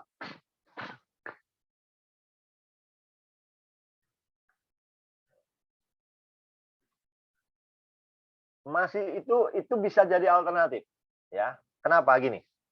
Kalau penghapusannya itu adalah sebelum tanggal tahun-tahun sebelumnya, ya, atau penghapusannya itu adalah pada tahun yang sedang kita audit, ya. Tadi penghapusan piutang tersebut, ya, penghapusan jurnal penghapusannya kan allowance pada account receivable, ya. Kalau penghapusannya pada saat tahun kita audit itu tinggal balik. Tadi jawaban yang piutang pada allowance benar, ya. Satu itu, ya. Tapi kalau terjadi penghapusannya itu atas piutang yang sebelumnya, tahun sebelumnya, tentunya harusnya kepada return earning yang tahun-tahun sebelumnya, ya. Nah, sehingga akan muncul piutang di 31 Desember yang kita audit. Baru pada saat pembayaran, ya, piutang tersebut tidak double entry untuk dihapuskan. Itu poin yang satu. Kedua, suatu ketetapan hukum setelah tanggal neraca yang menetapkan bahwa suatu klaim telah ada. Nah, ini kenapa? Karena sudah ada ketetapan hukum, tetapi jumlahnya tidak pasti, ya, pada tanggal neraca, ya. Nah, ini umumnya, teman-teman, ini disampaikan di dalam catatan laporan keuangan. Kenapa? Karena tidak pasti jumlahnya, ya. Tapi ketetapan hukumnya sudah ada bahwa kamu harus bayar, harus atau punya kalah, ibaratnya begitu. Tapi ketetapan nilainya, ya, itu belum diketahui. Nah, ini biasanya disampaikan di dalam catatan laporan keuangan, ya. Kemudian, peraturan yang setelah tanggal neraca secara retrospektif mengubah tarif pajak penghasilan perusahaan yang berlaku periode fiskal yang berakhir sebelum tanggal neraca. Kalau ini akan berpengaruh kepada angka di dalam neraca, ya, karena ada peraturan yang backdate, ya. Ini berpengaruh kepada hitungan pajaknya. Ya, tentunya ini pasti akan berpengaruh kepada hitungan di pajak terutang, dan juga harus disampaikan di dalam catatan laporan keuangan. Kepastian setelah tanggal neraca harga jual untuk item persediaan, di mana harga tersebut sebelumnya tidak pasti, ya. Kalau ini biasanya kalau saya, ya, akan menyantumkan di dalam catatan laporan keuangan.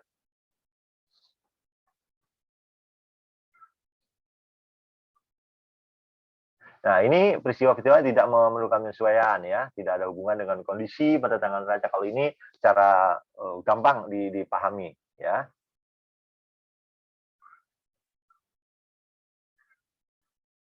Contohnya ini adalah terkait tadi pertanyaan Ikhwanul Muslimin, ya, merger dan akuisisi setelah tanggal neraca, ya. Tapi kalau merger akuisisi kadang-kadang itu kan prosesnya panjang, ya.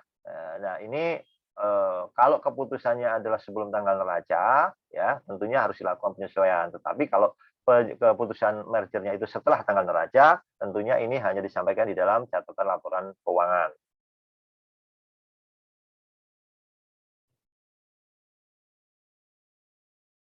Nah, ini terkait tadi case nomor 5A tadi. Auditor memiliki tanggung jawab. Jadi penekanannya adalah tanggung jawab auditor untuk menerapkan prosedur audit yang cukup untuk mendeteksi adanya subsequent event. Ya. Artinya kalau tadi kemudian auditor menemukan atau informasinya adalah setelah tanggal laporan keuangan audit diterbitkan, nah tetap ya auditor punya tanggung jawab ya untuk melakukan revisinya. Revisinya bukan dalam bentuk kemudian menarik laporan keuangan, laporan audit yang sudah diterbitkan, bukan, tetapi memberikan surat kepada manajemen untuk merevisi laporan keuangan audited yang sudah diterbitkan oleh manajemen. Nah, ini nanti kalian bisa cek ya prosedur-prosedurnya.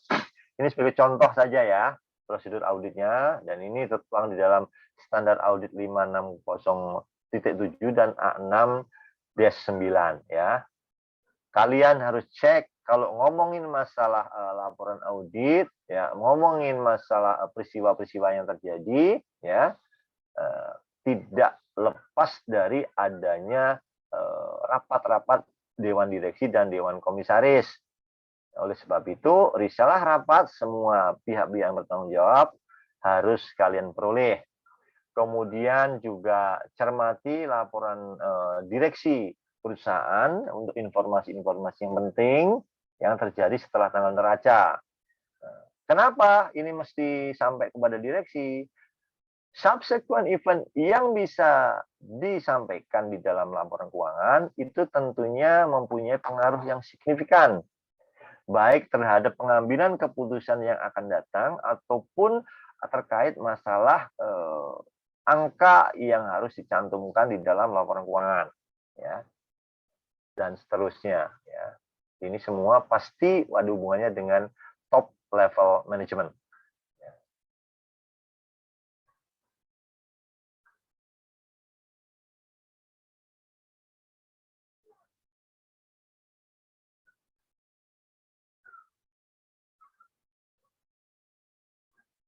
Oke teman-teman, sampai di sini ada yang dipertanyakan ya?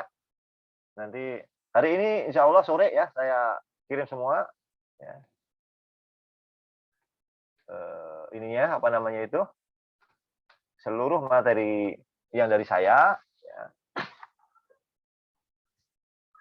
Mungkin ada satu materi yang agak berbeda, nanti lupa saya di pertemuan ke-12 atau 13 ya, tapi saya ambilkan dari slide yang sebelumnya.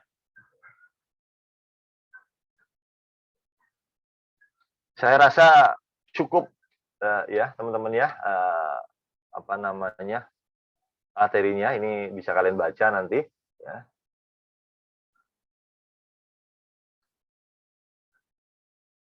Karena waktunya mendesak, sudah mau habis dan saya segera harus menghadiri meeting lagi ya. Oke teman-teman, saya hanya mau memberikan motivasi kepada kalian ya. Jangan pernah takut gagal ya. Sekali lagi, jangan pernah takut gagal ya. Kuasai apapun yang menjadi passion kalian ya. Saya tetap pengen kalian apa namanya menjadi entrepreneur, atau dimanapun kalian bekerja, tetap usahakan kalian bikin usaha ya. Kenapa?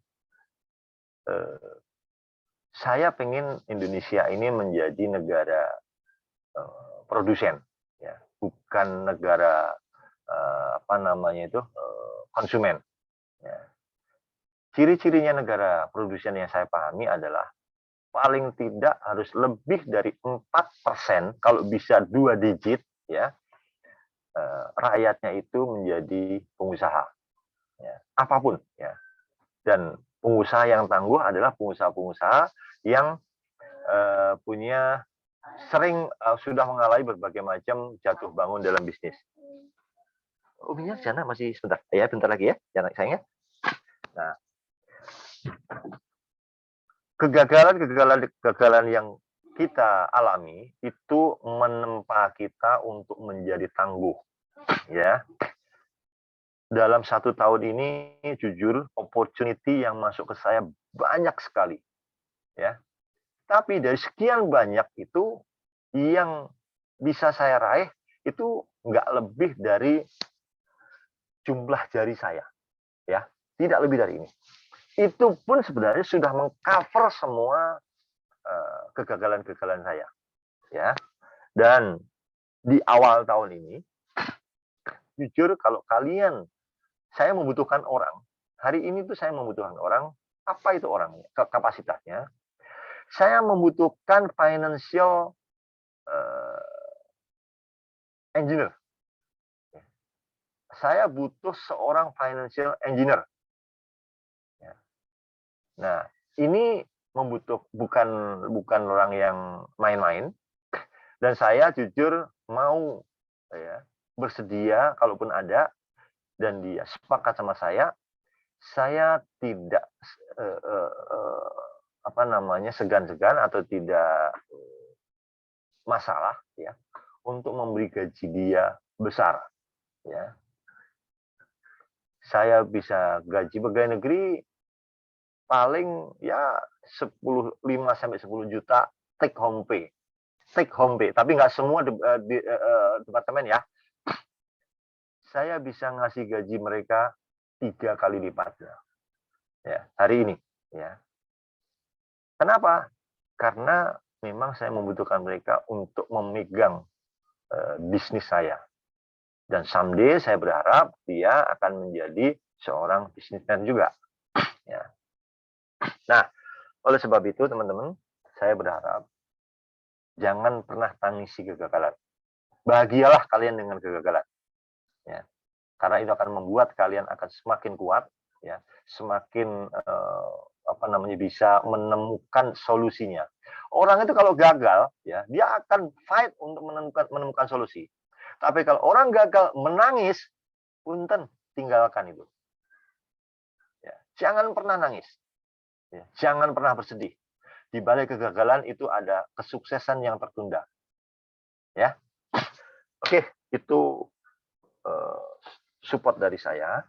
Dan saya juga memohon maaf apabila selama ini saya ada kesalahan, ada hal-hal yang mungkin kurang tepat, ada hal-hal yang mungkin kurang bisa nyampe kepada kalian, ya. Saya mohon maaf, ya. Saya hanya bisa berdoa, moga-moga kalian sukses, ya, di kampus, kemudian di tempat kerja, di dalam bisnis, ya. Saya jujur menantikan informasi daripada kalian, ya, Pak. Saya sudah mempunyai usaha, ya, whatever, ya. Saya sangat menantikan itu. Dimanapun kalian berada, dimanapun kalian bekerja, ya, please memulai usaha adalah sesuatu yang saya harapkan. Baik teman-teman, ya. Saya rasa, ya. Mohon maaf, Pak, memotong. Ini saya juga Pak mewakili teman-teman di sini ya Pak ya. Oke. Untuk ingin mengucapkan terima kasih kepada Bapak Pak selaku PIC. Ini saya mewakili teman-teman dan juga Sheila untuk berterima kasih. Nah, terima kasihnya ada banyak nih Pak. Terima kasih yang pertama itu ya terima kasih karena udah dibimbing Pak selama 14 semester ini. 14 pertemuan dalam semester ini. Kemudian terima kasih telah sabar membimbing kami. Sudah bukan hanya mengejar dan menyuruh untuk mendapatkan nilai baik saja, tapi juga memberikan ilmu-ilmu tentang kehidupan, terlebih tentang entrepreneurship ya Pak ya, yang selalu Bapak tekankan. Terima kasih sudah memberikan nasihat dan dorongan kepada kami Pak, dalam pelajaran maupun di luar pelajaran. Terus juga terima kasih untuk hal-hal lainnya yang mungkin nggak bisa saya sebutkan satu persatu di sini. Tapi karena salah merupakan fitrah dari manusia, Pak. Makanya saya juga ingin meminta maaf kepada Bapak atas manusia yang tidak sempurna, sebagai makhluk yang tidak sempurna, mohon dimaafkan kami, Pak. Karena kami telah sering membuat jengkel Bapak, membuat repot Bapak, juga mungkin dalam perkuliahan ini, dalam nilai-nilai kami, dalam tugas UTS dan UAS kami, nilainya juga belum maksimal, Pak. Nah, untuk kita... Yang penting kita saling memaafkan, ya. Dan jujur bagi saya nilai jangan menjadi patokan, ya. Kenapa? Pengalaman saya banyak, ya, bahwa teman-teman jujur. Angkatan saya ada 3 orang IP-nya pernah mencapai 4.00. 3 orang, ya. Angkatan STAN tahun 94 lulus 97, ya. Itu 4 orang pernah mendapatkan IP kumulatif, ya, 4.00. Tapi hari ini saya tanpa mendiskreditkan mereka, ya. Kalau dilihat pencapaian, ya, satu yang sudah mencapai level eselon 3, ya, kalah sama yang lain. Yang lain yang eselon 2, levelnya sekarang ini di Kementerian BUMN ada 4 atau 5 orang yang eselon 2. Menteri, wakil menteri, eselon 1, eselon 2. Nah, itu rankingnya jauh di bawah mereka. Ya. Tapi mereka itu masih di PNS, even yang di eselon 2. Yang sudah sukses di luar, ya, itu malah rankingnya di atas 100, di atas 300. Jadi, sekali lagi, jangan pernah berkecil hati. Ya, sekali lagi jangan pernah berkecil hati, ya. Pertarungan sesungguhnya itu adalah nanti setelah kalian di lapangan. Siapa yang bisa beradaptasi, siapa yang bisa menyesuaikan, cepat menyesuaikan diri, itu yang menang. Kebanyakan teman-teman saya yang 4.00 tadi, ya, itu mereka itu banyak textbook. Tidak susah bergaul. Dari kampus sudah ketahuan. Mereka susah bergaul. Ya, contoh, ketika ditanya seolah-olah mereka, ini kan ilmu saya. Nah, itu nggak bisa. Sharinglah kalian. Ya, sharinglah kalian. Hidup ini adalah butuh sharing. Jangan pernah pelit ilmu apapun, ya, karena itu akan membantu kalian. Ya, nah itu, ya. Moga-moga kalian sukses, teman-teman, ya. Saya doakanlah kalian nanti di mana maupun kalian sukses, ya. Nggak tahu semester depan apakah ketemu atau tidak, tapi saya juga belum tahu nanti kalau saya akan mengambil untuk ngajar lagi atau tidak, ya. Karena jujur ini mulai awal tahun ini kayaknya load saya tambah besar, ya. Tapi dalam hati kecil saya masih tetap ingin mengajar. Bukan reward yang saya peroleh, enggak. Ya, kalau rewardnya sih enggak seberapa, ya. Tapi saya lebih kepada saya bisa sharing, ya. Kemudian apa yang dulu pernah saya pelajarin itu termaintain terus. Saya nggak lupa. Itu yang saya cari. Ya. Cuman memang saya lagi mikir-mikir masalah waktu. Ya. Waktu bertemu kalian-kalian seperti ini. Ya. Tapi ya moga-moga kita cari dapat solusinya yang terbaik lah, ya. Oke teman-teman, saya rasa itu ya yang bisa saya sampaikan. Ya. Saya mohon maaf sekali lagi, ya. Kita ketemu di lain kesempatan, ya. Tetap keep kontak, ya. Saya sih open to discuss, ya. Moga-moga kalian sukses, ya. Oke teman-teman, itu Pak, mungkin. Mungkin kita bisa foto bersama dulu, Pak. Buat teman-teman ini mengendaki. Boleh. Ya. Ya, Kalau teman-teman. enggak, saya minta ininya juga, apa namanya, background-nya kirim ke saya. Oke, Pak. Ya. Sebentar, Pak. Boleh.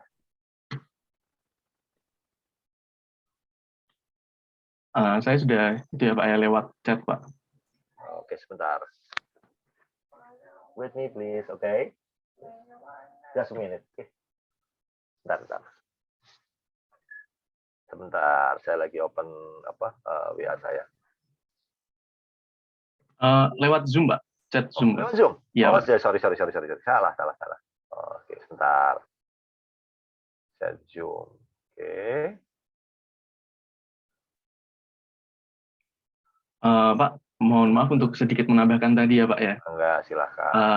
Ya itu Pak, buat teman-teman dan juga buat Bapak kita dan kita semua di sini itu, kita itu harus bergerak teman-teman. Kita bergerak, kalau enggak ya kita bakal tergilas oleh waktu. Betul. Di sini kita itu bergerak tuh dalam cerita dan juga proses yang berbeda-beda, jadi jangan dibandingin satu sama lain. Porsi kami Pak melakukan tugas ini juga belum selesai, besok masih ada UAS, dan porsi Bapak juga semoga bisa membantu kami Pak dalam UAS untuk terakhir kali ini. Insya Allah. Ya, come back stronger, Lily of the Valley, come as stranger, live as family. Terima kasih Pak, terima kasih teman-teman atas kesempatannya. Ya, ini mungkin Sheila bisa mengkoordinasi buat foto bersama. Oke, silakan. Siapa yang mau take picture? Iya, ayo yang lainnya on-cam, Yoga. Yoga, mana Yoga?